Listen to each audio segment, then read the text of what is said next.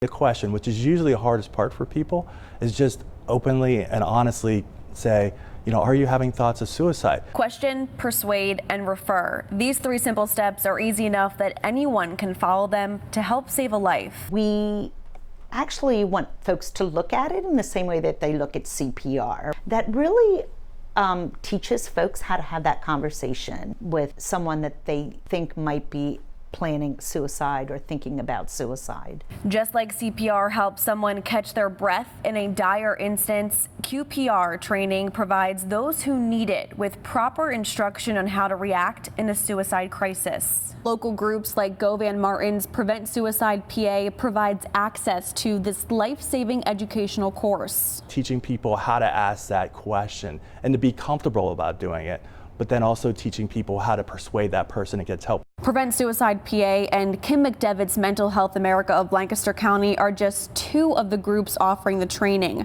both working towards a goal of debunking myths and informing the public of the real issues surrounding mental health. Because sometimes the real statistics aren't out there. So again, we have to actually make sure that we're gathering correct statistics to make sure that we're making people aware that, hey, not only does suicide exist just with the 2,030 in Pennsylvania or over the 47,000, but that's just an underestimation. The overwhelming amount of people affected by this epidemic, whether nationally or locally, have led mental health officials to do what they can to stop people from taking their own lives. They say about 80% of us, and probably a lot more, if not all of us, have had a passing thought about suicide. Those familiar with the struggles in the mental health community say that problems plague those who work in the field as well. One of these struggles that we have now is psychiatry, so there aren't enough psychiatric services. What did they say? 70% of those in psychiatry are going to be retiring in the next 10 years. Right now there's a 3 to 6 month wait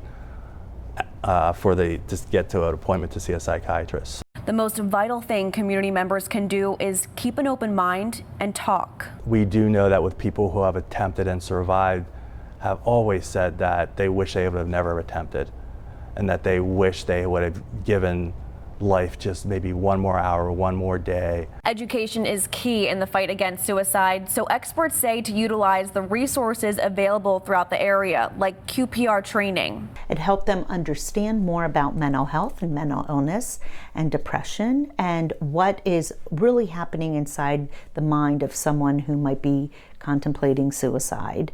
And if you yourself are struggling, don't give up.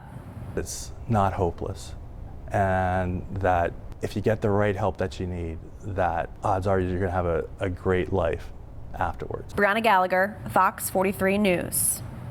My name is Casandra Aminto. I'm a producer here at Fox 43 News. While I'm usually behind the scenes, I took time to work on this project specifically because, like millions across the country, depression has touched my life.